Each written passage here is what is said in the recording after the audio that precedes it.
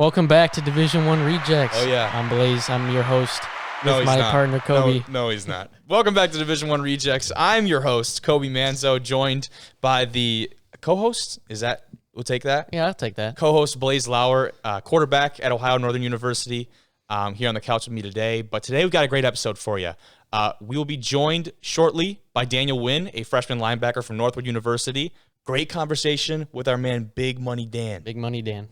Hell of a dude. So I had a good time with Dan. Talked everything about Northwood moving to the GMAC, from the GLIAC. Talked about the atmosphere and type of reaction from the Northwood hearing that announcement. But first, talk about some of the topics for today. We will look at week 1 of the NFL. That schedule got released. The primetime games, looking at that. Reactions to Tim Tebow reportedly being signed to the Jacksonville Jaguars as a tight end. That'll be interesting. That broke Twitter the other day, didn't it? It did. Not in a great way. not in a great way. I was kind of surprised by the backlash. I'm a big Tebow guy. Yeah. I really enjoy a good Tim Tebow, but he's been out of the league for, I think, 6 years. I think it's 9. I think he hasn't played in 8. Oh, okay. But I believe he's only been technically out for 6. Right. I could be wrong on those numbers, but I think it's somewhere along those lines. Obviously, coming back to Urban Meyer, his former college coach. As a on tight the end? college football side of things, yeah, that's the weird part. On the college football side of things, we're going to talk a little bit about NIL, or name, image, and likeness, for those of you not aware, and what legislation is currently being passed to help college athletes benefit from their own.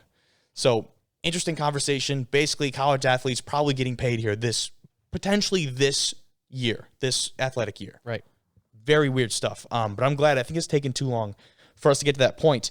Otherwise, you can always find the video version of this podcast on YouTube. If you're watching now, thank you so much. But if you're listening, man, that means a lot too, because there's a lot of other podcasts that aren't as entertaining or informative, but that you sometimes choose to listen to, which that's okay. But Or on video. Yeah, right? But we appreciate you listening and or watching to this one. You can find us pretty much anywhere, Apple Podcasts, Spotify, you name it. Follow us on Twitter at D1_Rejects and on Instagram at Division1Rejects to see highlights from the show. Let's get into it. Our first guest on today's episode is freshman linebacker from Northwood University, future member of the Great Midwest Athletic Conference. It's Big Money Dan, a.k.a. Daniel Wynn. What's going on, Dan? How are you? I'm good. How about yourself? Man, I love that intro. Fantastic. Big Money Dan, you can't miss out on a name like that. Is there any story behind the name, or is that just kind of something you've been rolling with? Yeah, this is the name I always had when I first started my Instagram. It was Okay. like a number. It was a number name, and Yeah. I just saw Big Money Dan was available. I'm like, let's go with that. Man, it's like something you pick in 7th or like maybe 6th or 7th grade, and you're just like, well, now I got to roll with it now. You know the vibe. It's like the Xbox You know the generated vibe. username. Yeah. Do they have like Instagram? Do they have suggested or like available or something? I didn't know they had something like that. They do have suggestions, but like the suggestions are like kind of lame. You might be the first one I know that has actually picked one of those. But hey, it worked out, bro. I like it. How are you enjoying summer so far? I know you guys just finished up. I'm enjoying the summer real well. It's great that I don't got to do no more work. I finished up strong with all the finals and whatnot. And stuff. I'm down here in South Carolina working with my cousin. Shoot. There you go. Where at in South Carolina? We're in a city called Anderson. Okay. Nice. Good stuff. Your cousin college athlete too, or trainer? Yes, sir. Or something? Okay. He's a Division I football player at Charleston Southern. Okay. Nice. That's awesome, man. Good for you, dog. And I know that's got to be a lot of fun, actually. I was just thinking about that. Just go down, enjoy the weather, just work out and then kind of relax the rest of the day. Are you working on anything down there? Oh, yeah. We usually work out like early in the morning, maybe like 8 o'clock, 12 o'clock. That's the best way to do it. And then we're doing speed training also, and then we're taking the rest of the day to like eat healthy food and just relax. Relax, man. How long are you going to be down there? I'm going to be down here for about 2 weeks. I got a track meet to see for my little cousin, and I have a cotillion to see for my other cousin. So I'm just like, I don't really get to see them that often. Yeah. No, that'll be great, man. I mean, cherish that time down there. So you got family down there. That's the connection. Yeah.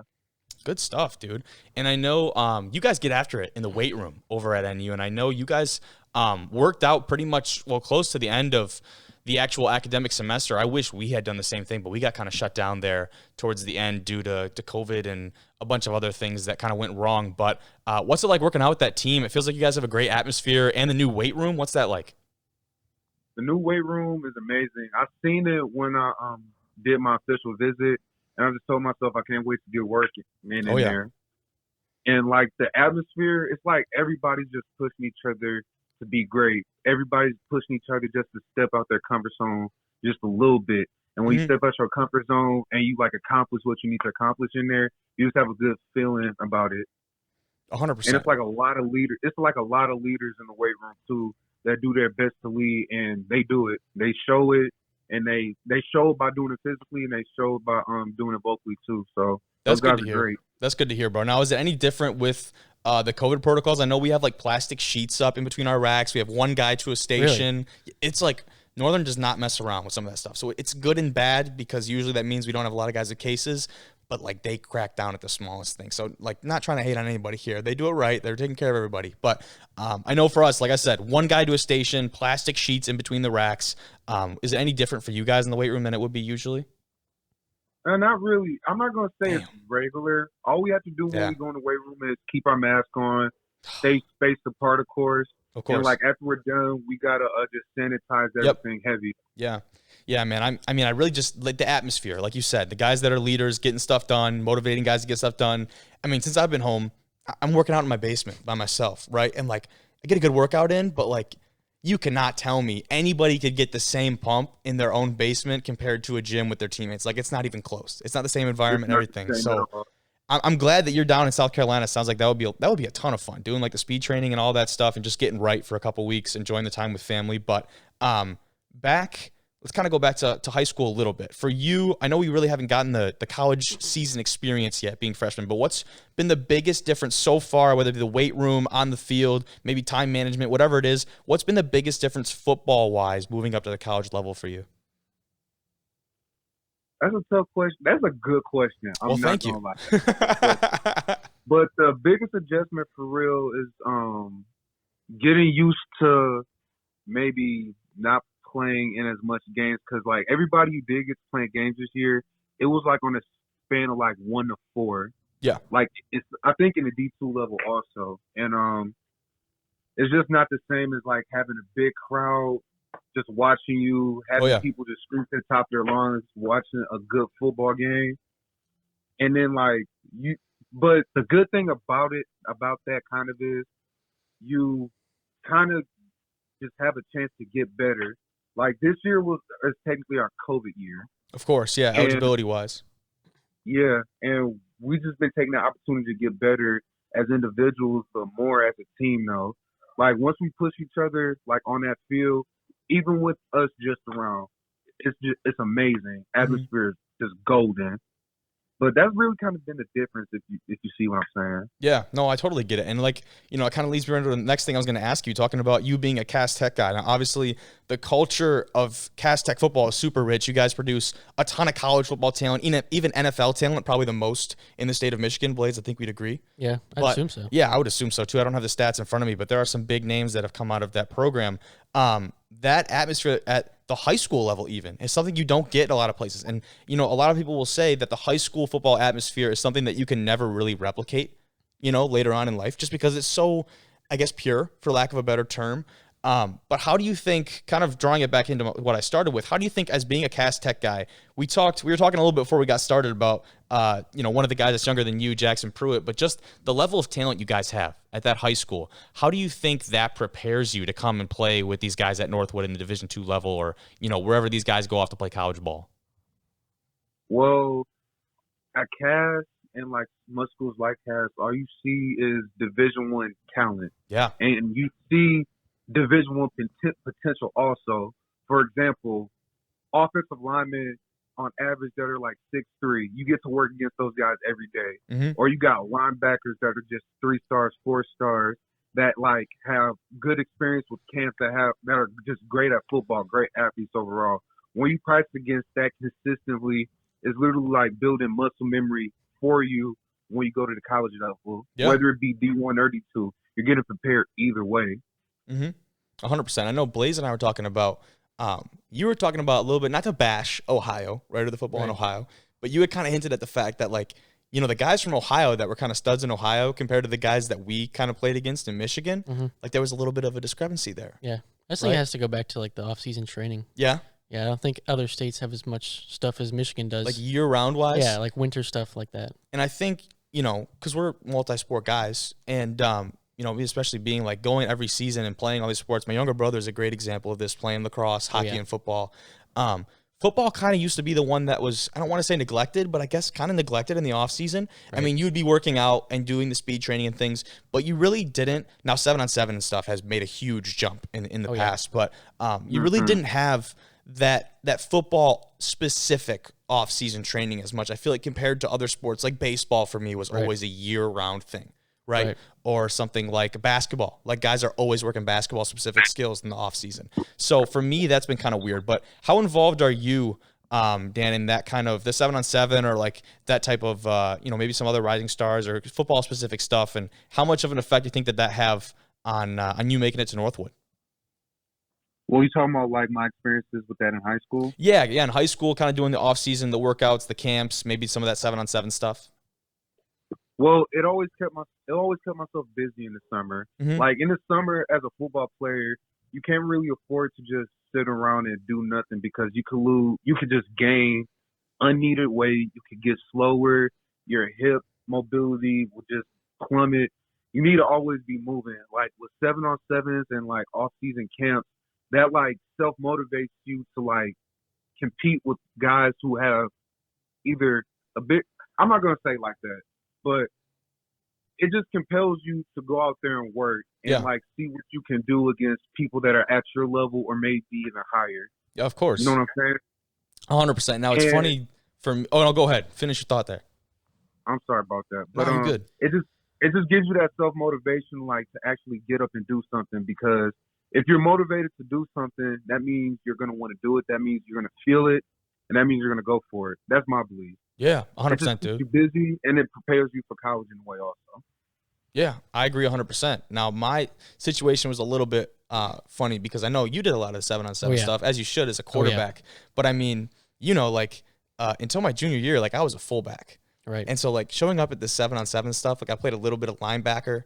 Like, that stuff just did not apply to me. So it was when I know, as of late, the big man camps, and I'm using air quotes here, Dan, but the big man camps have been something that's come around. Oh, yeah. And I think those are awesome. Yeah. Because you just see, like, the one-on-ones and the competitions and stuff are just insane. Yeah. And we were talking about Pruitt, one of the little guys, I mean, younger guys. He ain't little. But one of the younger guys from Cass who's gotten a lot of attention from these things. So I think we've seen kind of that movement to football becoming a year-round centric type of activity or sport, if you will. But yeah, me being a fullback, it just didn't work. I was just about to say, I know I did a lot more stuff than you did, but for me, it felt like the real season was really the off season, because I was doing so much more stuff in the off season. Just like running around and going to different events and stuff. Yeah, it was so busy. I never got that. Off-season. It just felt like a chore when I showed up, because I'm out here running.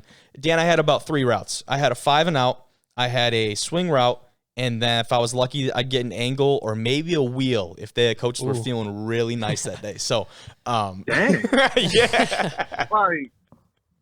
Dang. But no, dude, I'm not fooling anybody. I'm not the guy that's going to go and run a seam up on anybody. I'll be between the tackles for the most part. But back to you guys, back to Northwood. Let's talk about your guys' announcement that you're moving to the GMAC. So all varsity sports, obviously including the football team. What was the reaction like from you guys when you finally heard that? I know Drew Carpenter told me a couple days before it got announced, and I was absolutely shocked. Like I didn't see that happening. So what was the reaction like from the guys? I was kind of surprised. Like, at first we were all surprised, and we all looked at each other like, wow, we're going to the GMAC. Yeah. We're not going to be able to be in the GLIAC anymore. But one of our team, like, in the midst of us, like, being silent after Coach said that, one of, like, our teammates, his name is Marcus Sanders. Okay. He had said, well, shoot, let's get us a GLIAC this year and a GMAC next year. And all of us got hype after that, and we said, let's do it.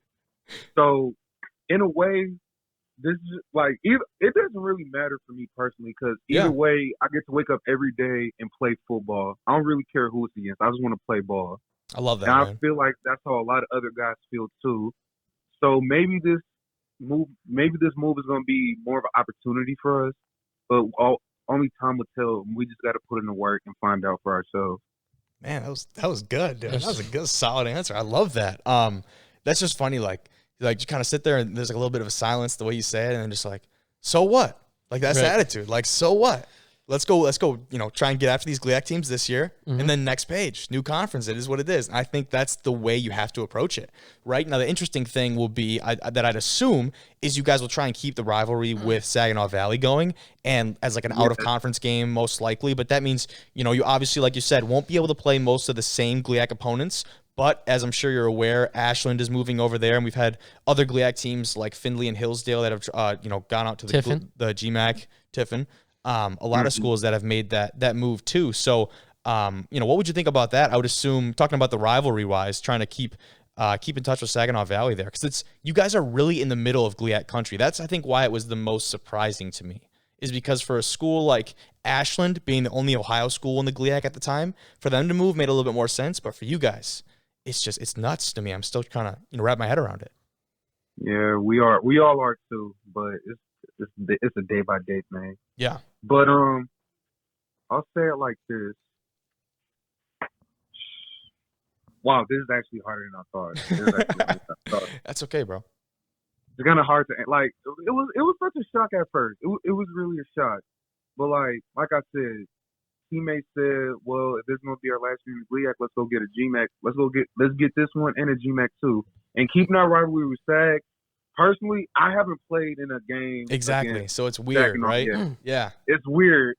But either way, however it goes, however the outcome approaches, as long as we get to play Sag, I think I'll be fine with it. I think a lot of other people will be fine with it too, because like that game really determines it to me in the GLIAC who's like the best team up north from either conference.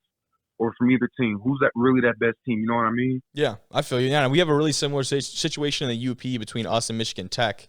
Us at Northern, I know Tech has gotten the best of us the last too many years. But for me, not being able to play in that game this year, it's just been, you just hear about everybody talk about it, right? You hear what them talk about it. You never get to actually experience it for yourself. So I think moving on to this next year, that's going to be one of the things I look forward to the most, is just that big rivalry game. So the energy that comes with that's obviously going to be different. The stakes higher, whatever you want to say, emotions.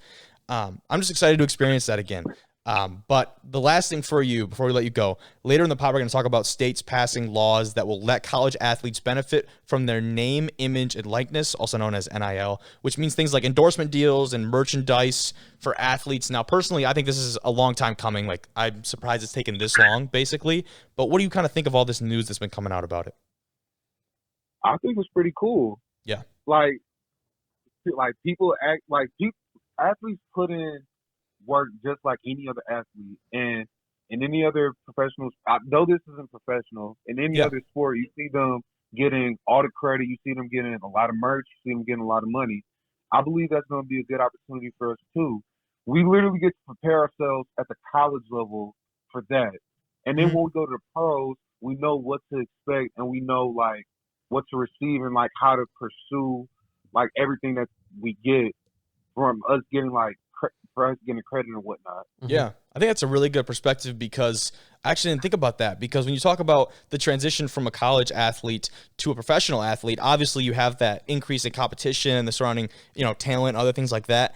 But really what you have with that too is just this boatload of responsibility when it comes to managing financial situations and things like that. And we've seen NFL players in the past who have just not, negotiating that or hiring people to negotiate for you. Right. So then it becomes building a team around your brand. Right? But then you've never really had this idea about what that means, what the word brand means. It has such a vague and broad description at times, I feel. So that, for me, I think that's a really good point, because then you kind of can let the athlete just worry about the transition of the game, right? If they can worry about the brand and the likeness and all of those things in college and start to kind of get used to that, if you kind of give them a head start, that's kind of what it feels like to the professional level. And I think, especially for the top 1%, your first round draft type of guys, that'll be a big deal. But Dan, I don't really have much more for you, brother. I appreciate you coming on.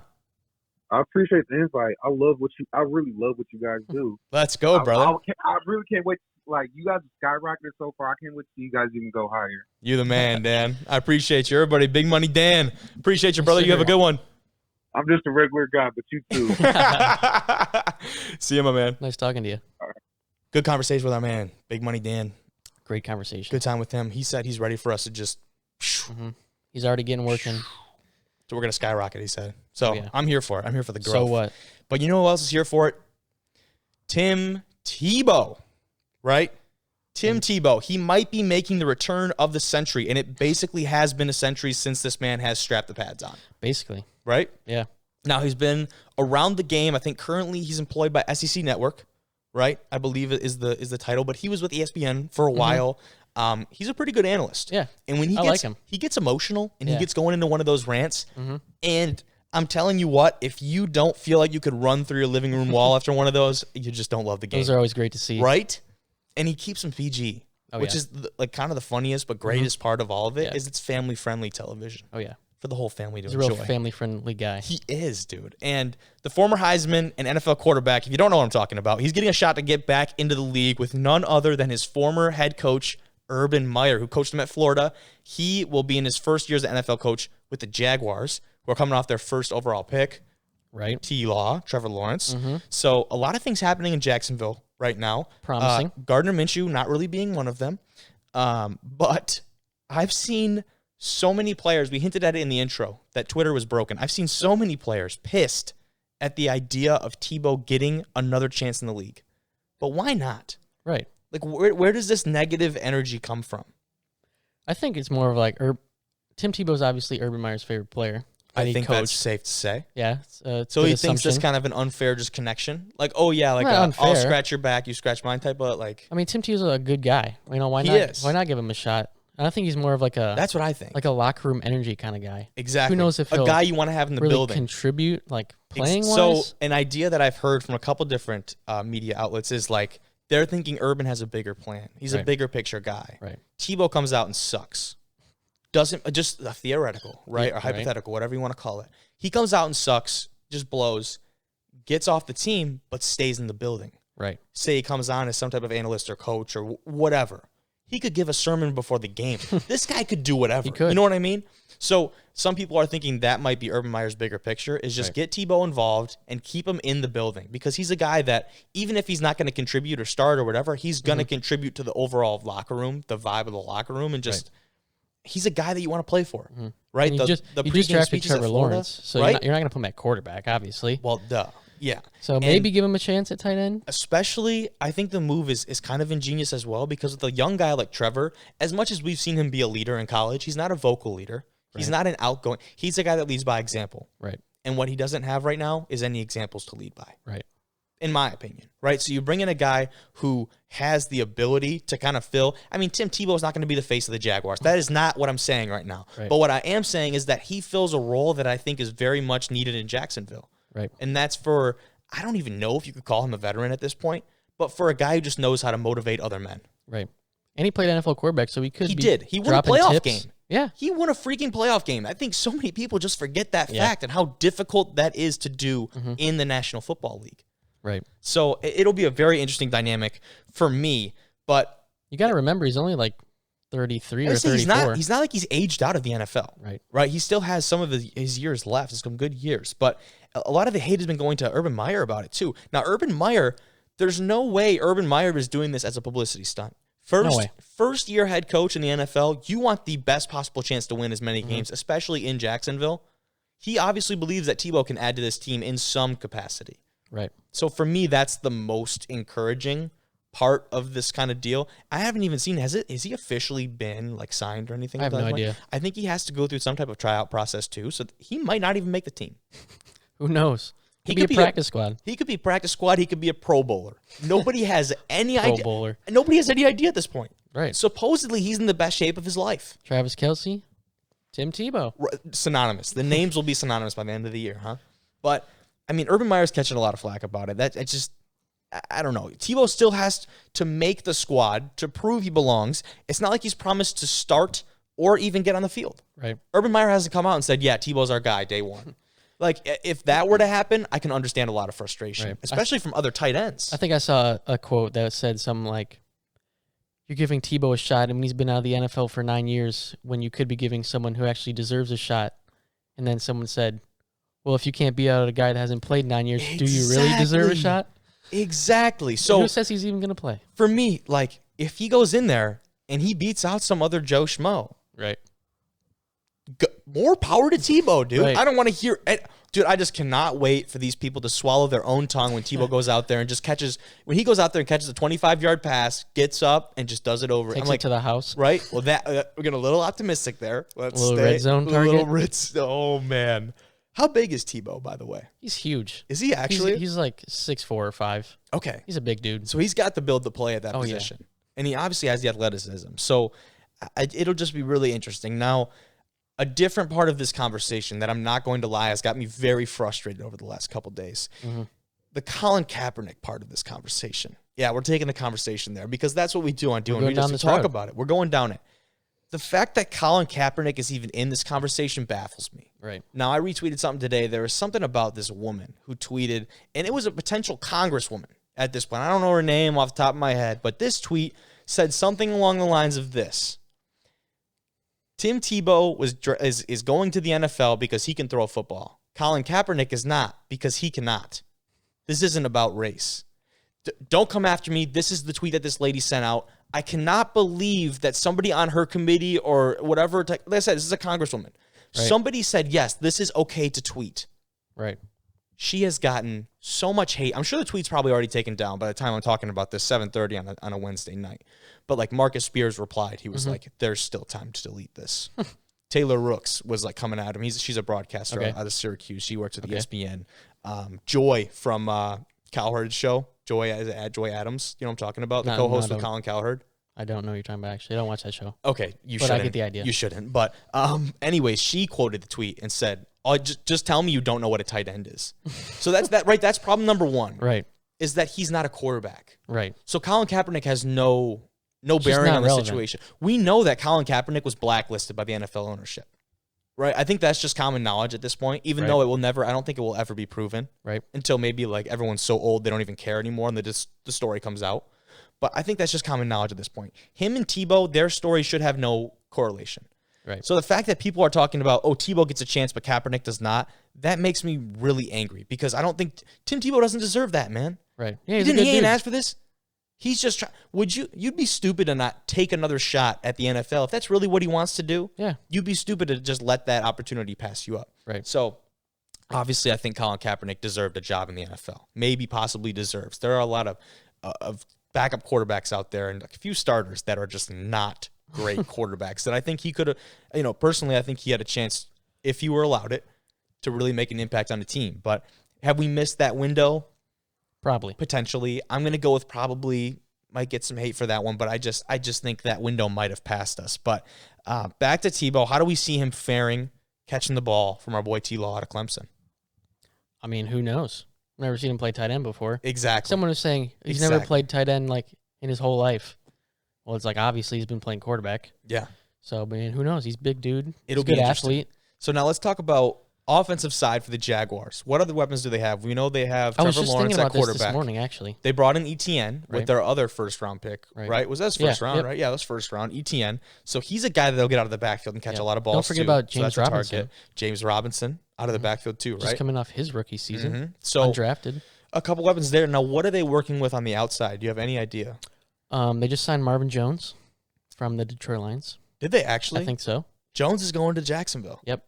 And well, that is, if I didn't, why did I not know that? I probably should have known that. Got to keep up. I really do, but that's a huge threat. It is. So I'm thinking this. You might say, well, why do you care what's around Tebow?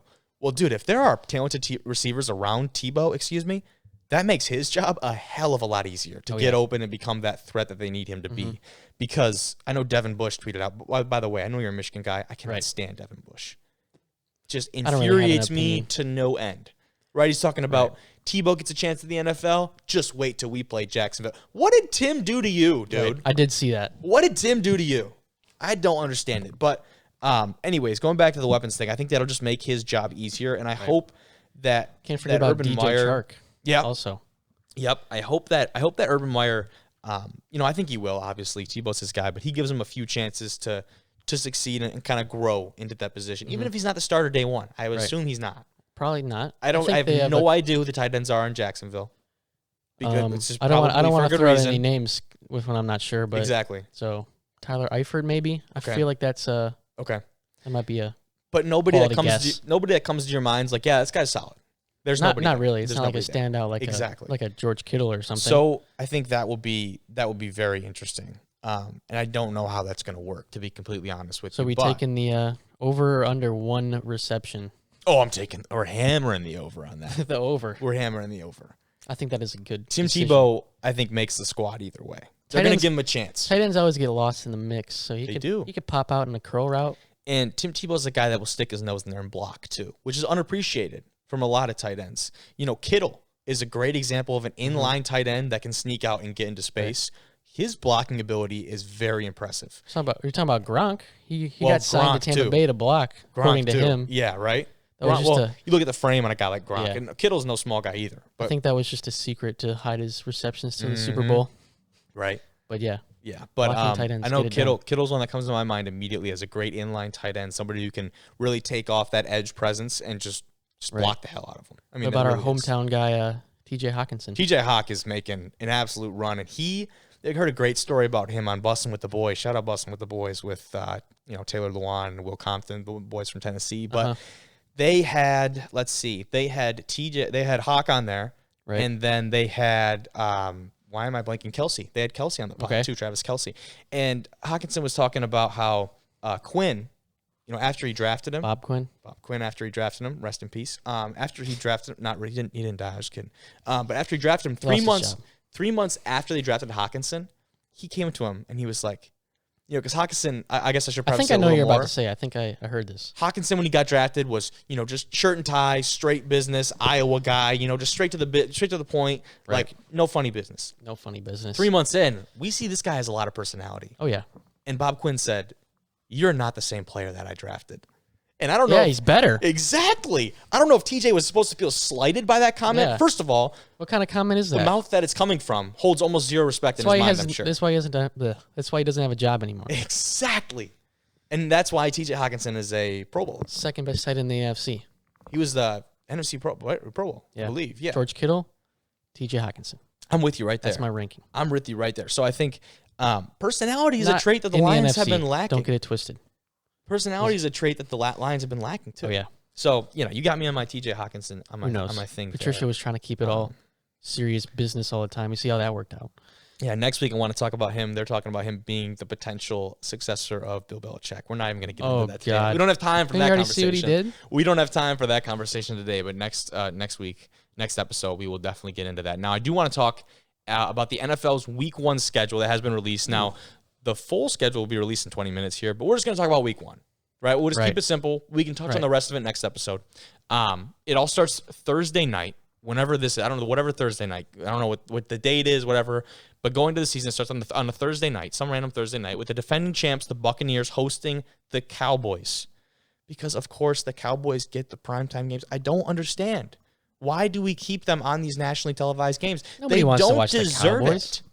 Now there will be a little bit of hype now that Dak is back. I will say. I'm not really sure how this game will go. Though. I don't care, though. I don't care. Yeah. Dak is a phenomenal quarterback. He's being paid as such as well, deservedly so. This game should not be even in the ballpark of being a close game. On paper. Football is funny.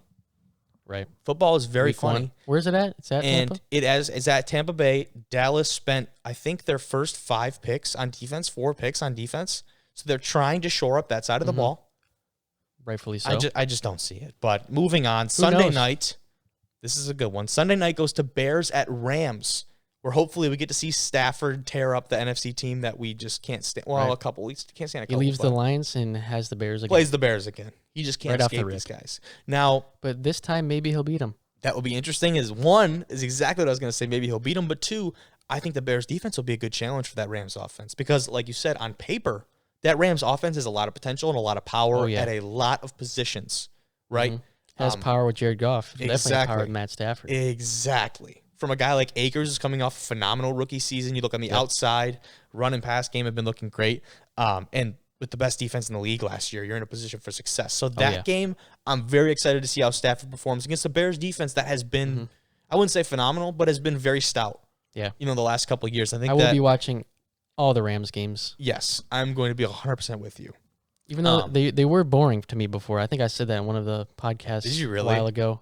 Wow. I was like, they go like 10 tight ends every play and just run it. But Yeah. now they got Matt Stafford, so I have a reason to watch. Yeah, and Jared Goff, he had a broken thumb, so I didn't really Right. Yeah, but we got to defend our guy now. You know what I Right. mean? We can't be slandering our own guy. Right, right. Come on now, boys. But finally, the Monday Iron's night not slander. primetime game is Ravens at Raiders.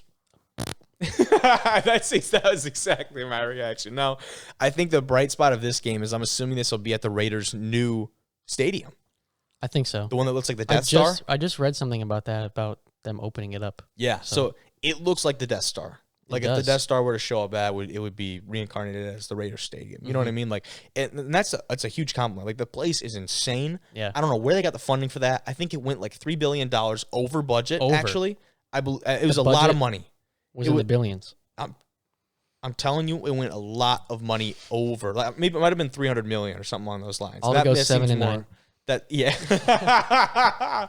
Oh, exactly. So that game, we really shouldn't be any surprises there. What was their first round pick, the Raiders this year? I can't remember off the top of my I head. have no clue. Yeah, I don't think they did. I don't very really well. care, Yeah. so I didn't pay attention. Other key games in week 1. Let's recap and not recap, I guess, but hash these out. Big time AFC matchup. We have Steelers at Bills. That's a chance for the That is Steelers to big time. get absolutely routed, in my opinion. I mean, Yeah. dude, if we're talking about just momentum coming off of last season, the way that the Bills looked all the way up to that AFC Championship game, Right. and the way that the Steelers dropped off at the end of the season, Right. I'm just saying if we pick off where we left off, they're going to be in a lot of trouble. And I like the Bills' odds, especially at home. And if NFL is supposed to be at full capacity, like Roger Goodell says we're going to be, that stadium in Buffalo is going to be rowdy. Watch out, tables. What table? That is a bad day to be a folding table. That is a bad day to be a folding table anywhere in Buffalo. I don't see any clues that would point to it being any different because the Steelers. I agree. Steelers, they got a new running back. That's about it. Yep. So A good running back. Yeah, A good re- running a real- back, but he's really not good going to running keep back. you from And they getting blown needed out. that. But a good running back is not really anything without a good offensive line. And we've seen that kind of been a struggle. Pittsburgh used to be known for a very stout downhill offensive line that was getting your face and just tough brawler type. You're right. They've kind of gotten away from that. They just don't have aged the- out a little bit. They don't have the enforcers that they used to have up there, that front five. So I think that's something that they're going to have to definitely address. Maybe it's just in the offseason. I don't know. But moving on, we have Jets at Panthers. Now you might think, why is that an interesting game? Sam Darnold makes that one an interesting game. Sam Darnold, A little bit of a revenge Zach game. Wilson. Zach Wilson is actually a pretty good point too. So we'll most likely see him being in the starter role. Who else is in New York? Nobody. He's going to be their guy. Yeah. Yeah, so that'll be very interesting. But the Sam Darnold revenge game is really what I was getting back. And the Panthers really moving back to that younger quarterback, moving on from Teddy Bridgewater, what's the move with Teddy? What is he doing right now? I think he's in Denver now. Is he I in think Denver? Denver picked him up. I think you might be right. Until they get Aaron Rodgers. That'd Until be they get something. Aaron Rodgers. That'd be absolutely something. But moving on from that, 49ers at Lions. And you said it before we got going on the pod today. You're like, we're going to get clapped. At least we can do it at home in front of our own fans. Yep. Now, I shouldn't say this. I have high expectations, but I know I shouldn't. I'm going to tell you this too. I've been sipping the Kool-Aid. I'm about half a pitcher deep in the Kool-Aid, and all of a sudden I'm looking and I'm like, kind of looking at the schedule. Schedule came out the other day, and I'm like, shoot, like we got 17 games.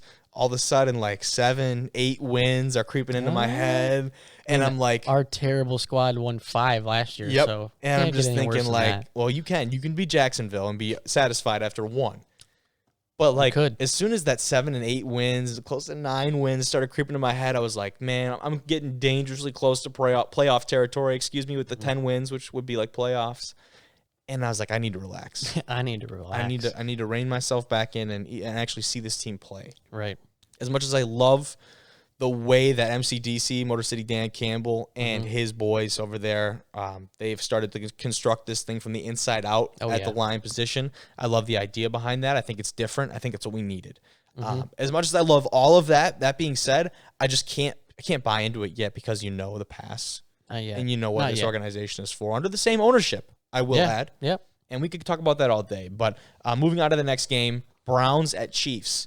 This might be, Bears and Rams is going to be really awesome. Browns at Chiefs might be a number 2 for me as far as how hyped I am to see that game. Oh yeah, this will be my favorite game of the week. Yeah, in Arrowhead Besides Stadium. the Lions, but this is going to be more in Arrowhead Stadium. And I think the one note that I had for this one was that this new Browns secondary, they've really filled it out. I know their first round pick was Greg Newsome out of Northwestern. Yep. But that Browns secondary is going to be tested, and they're going to be tested very fast. Oh, yeah. There's no they got acclimation those period. new guys that they signed from L.A. They did. They brought in a bunch of They defensive drafted that guy backs. from Notre Dame. Yeah, I they can't got really him. pronounce They got his him name, later. but Yeah, JOK, I think is the exactly. what they call So him.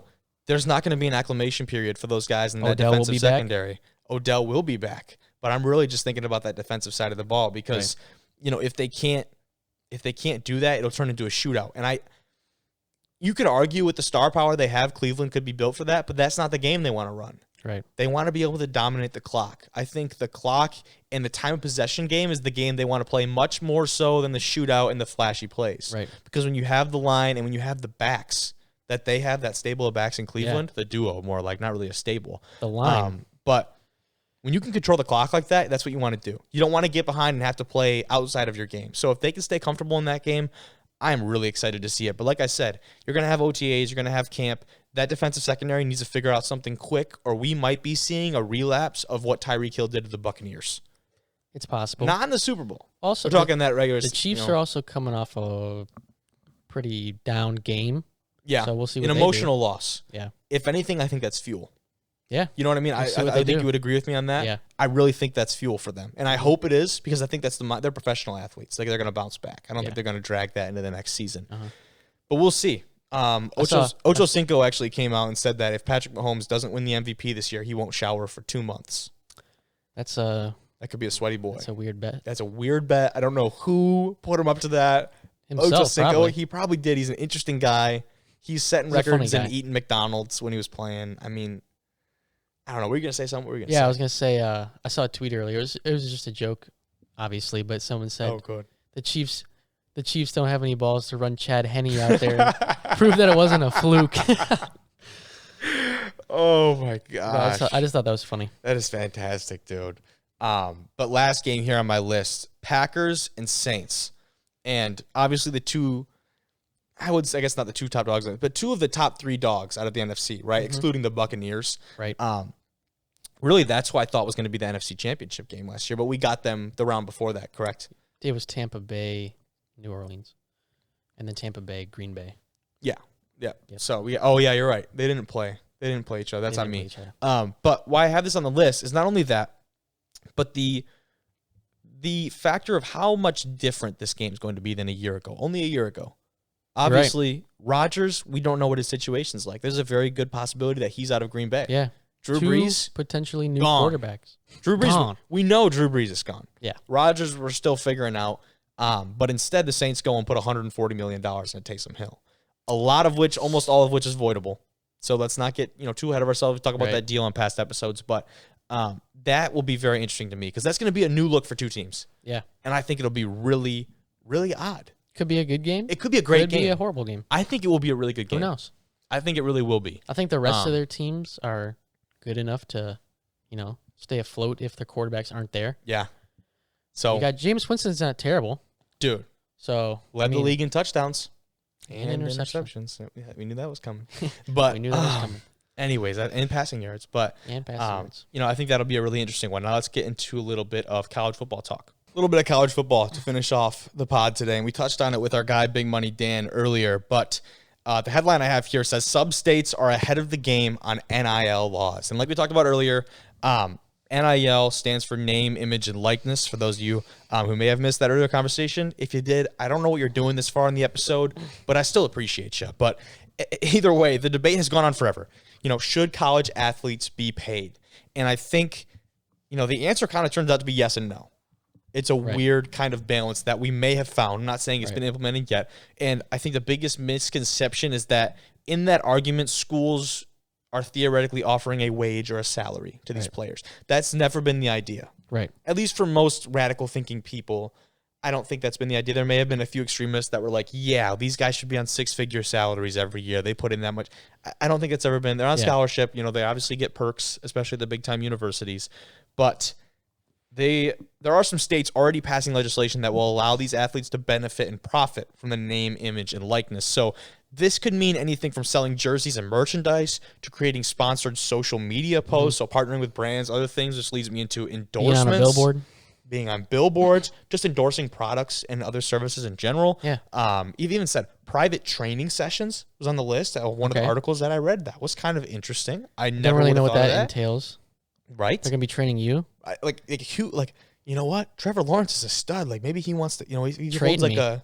Yeah, like I think he's busy with his own training. I really thought that was odd. Yeah. Like these guys are not pros Yeah, yet. they're not personal trainers. But if they want to do it, they can, and they can make money off of it, supposedly. Also, YouTube channels. That's a big one. I know the conversation kind of goes towards destroying. Yeah. On YouTube, right? The kicker. Right.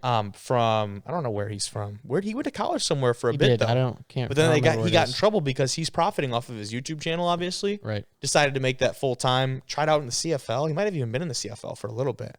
I don't know. He's kind of still looking for a chance to try out for an NFL team. But his YouTube channel got him in a little bit of trouble while on the college scene because he was profiting off of that and the current regulations are just not there.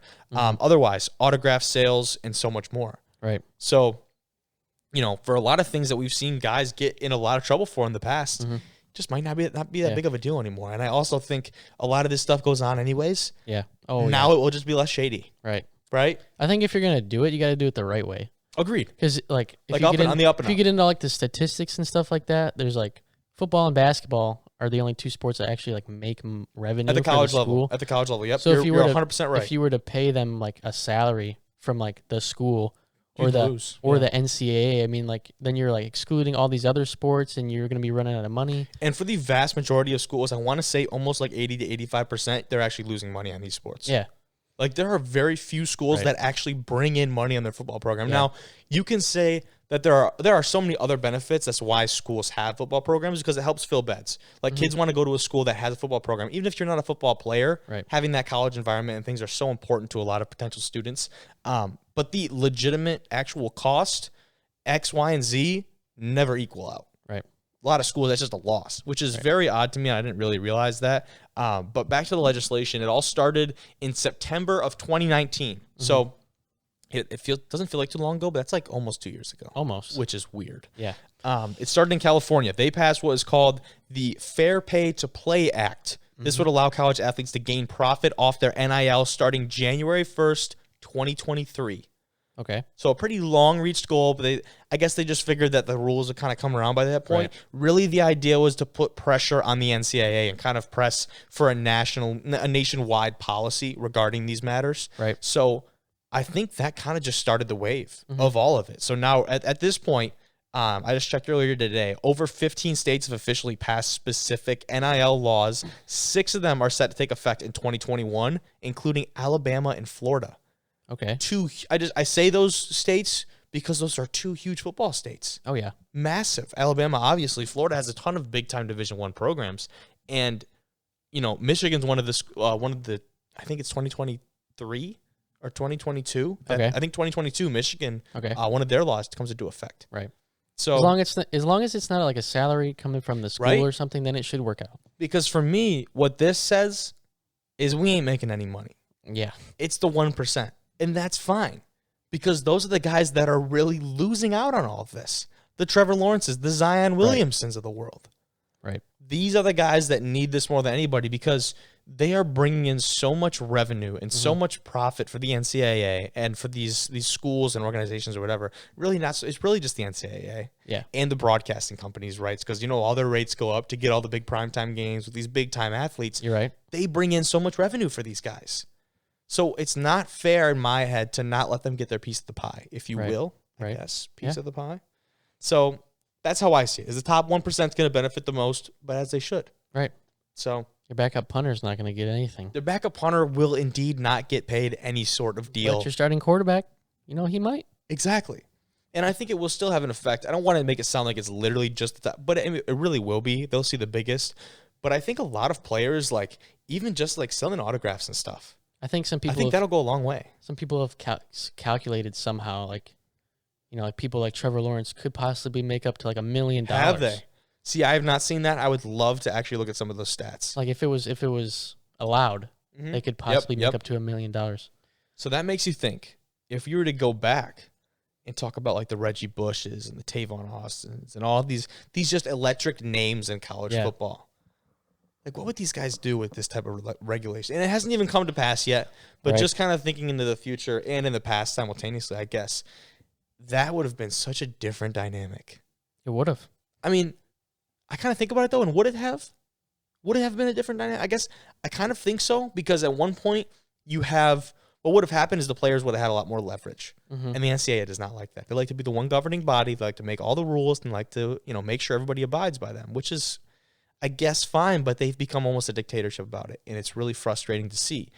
But when you think about it, all the kids were already buying the jerseys. It didn't say Reggie Bush. It just had his number, and it was a USC jersey. The only thing, who it is. Yeah, the only difference would just be where the profit goes, and I think with that comes leverage with players. Right. I would assume that funds, obviously, the NCAA doesn't want to lose money. They're making enough money, I think. Yeah. I think the biggest thing that concerns them is really the leverage and the amount of pull that these players have. They could care less if they had to pay somebody. Right? Right. I think they might. Somebody up top is really concerned that these players have a better image than the actual NCAA, and they're not wrong. There has not been a very favorable opinion of the National College Athletics Association the last couple of years. Yeah. Because of a lot of decisions they've made. So. Rightfully so. I totally agree. The way they've treated, I don't want to say they're mistreating athletes left and right or something along those lines. They do a lot of great things, but they can do so much more. I think that's what I'm trying to get at, right? I think they can do so much more, and that they should be using their platform to continue to do so. Right. So that'll be really interesting to see kind of where that ends up. Right. Anything else to finish it off? I'm good. No closing thoughts? No closing thoughts. What do you have to say for the people who made it this far in the episode? The very select few. The very select few. If any. Hope you liked it. I really hope you liked it. You obviously enjoyed it somewhat, or you're just sitting there and absolutely just maybe you're just tied up and somebody's playing this in the background and you're just hating life right now. Maybe you're listening to it in the shower. But if you did enjoy it, nobody wants to watch us sit on the couch. If you did enjoy it, please be a friend, tell a friend. Hit us up, Twitter, Instagram, DMs are open. Let us know who you think we should have on the podcast next. We're hopefully going to get some more guests on here pretty soon. But Kobe Manzo, Blaze Lauer, Division I Rejects, thank you.